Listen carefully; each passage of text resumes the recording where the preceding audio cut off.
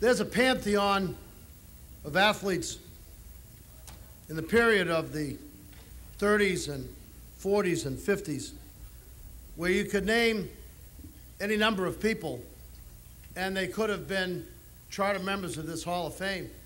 Each year when we go back and we look at that particular group of athletes, late 30s, 40s, and through the mid-50s, it's a special time.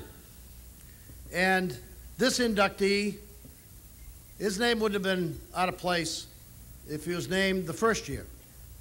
Strength, speed, intelligence, desire, and dedication.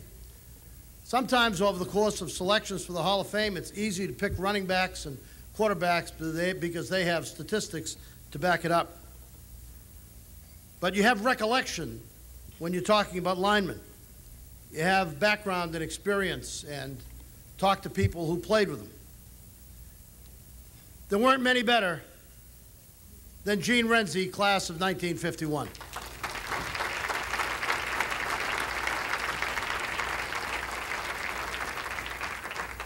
Athletics have hardly been the sole focus of Gene's career.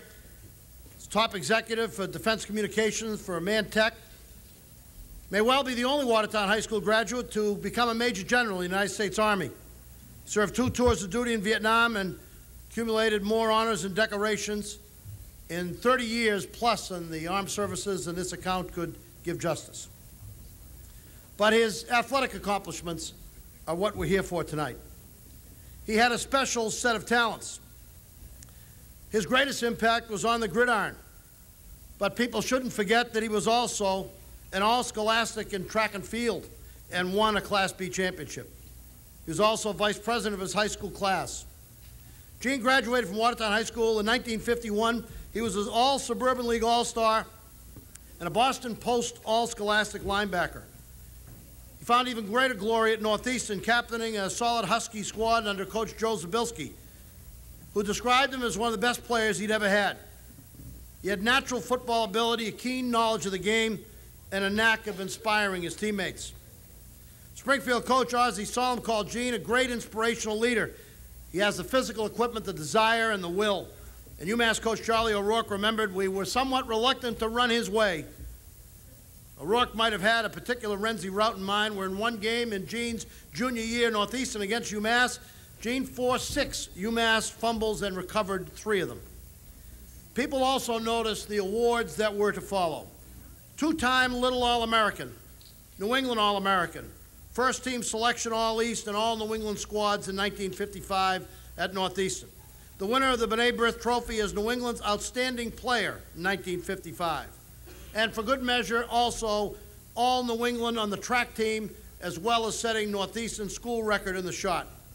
Not surprisingly, along with Hall of Famers George Yankowski and Bob Capadonna, Gene was recently inducted into Northeastern's Hall of Fame. After his spectacular junior season, the Chicago Cardinals of the National Football League selected Gene in the draft, but he elected to complete his degree, and the next year when the pros came calling again, he went to join the Canadian Football League's Winnipeg franchise. And he played in Canada for a season before accepting his ROTC commission and entering the Army in the fall of 1957. But even in the service, he continued to make his presence felt on the football field. In 1961, he capped his career with a selection to the prestigious Army Times All-Army football team, and the Okinawa Morning Star raved that Gene Renzi is probably the best tackle in the entire Army and one of the best in service football. He retired from competitive football at the top of his talent, so he'd continue to coach Army squads, but his story hardly ends there. He stayed in the Army until 1990, earning a master's degree in education from Northeastern and studying at the U.S. Army Command and General Staff College and at the National War College. He served his country not only in Vietnam, but in a wide variety of upper-level staff posting, ranging from the Office of the Chief of Staff in Washington to the Pacific Command's Directorate for Command and Control and Communication in Hawaii. That's the post he held upon his retirement. Along the way, he stayed committed to promoting young people's involvement in sports, serving as a youth football commissioner for the state of Virginia and a member of the Fairfax County YMCA's Board of Directors. Gene was the perfect lineman, but his long career of service and dedication shows he was much more. He's been around the world, but tonight, Watertown welcomes back one of its greatest linemen, Gene Renzi.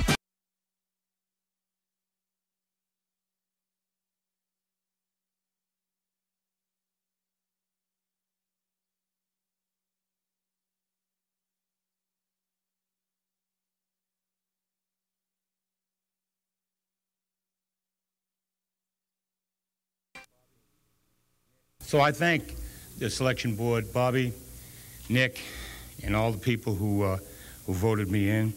And I just got to tell you that this is the most meaningful night that I've ever had.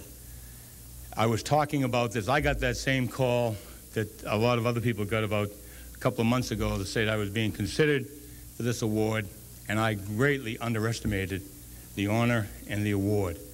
So I applaud you for being here, and thank you very, very much for coming.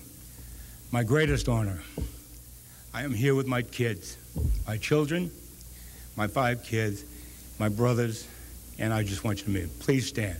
Rick, Rob, Ronnie, Regina, Ralph, Roger, Jay, Donnie, Rick, Barbara, Stephanie, Bobby Buccini, my cousin,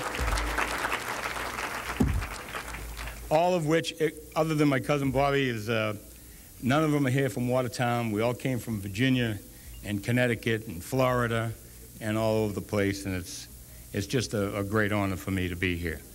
Of course, what I had to do before I came here was to look and try to find the 1951 Watertown High School yearbook. And I did dig that out of my attic, and I think it's something that I carried all over the world with me during my tours of duty. And this is the first time of last month that I looked at it. One thing that you absolutely notice right away is that the women are much better looking than they were, and the men are the homeliest people I've ever seen in my life.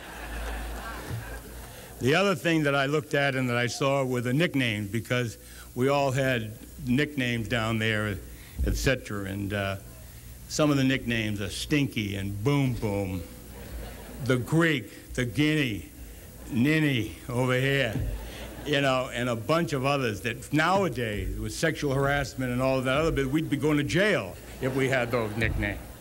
But it's unbelievable to look through that yearbook and see what had gone on in the 40 years, Johnny, that we've been around. The problem with this is, of course, that you're very limited, I know, the board on your selection.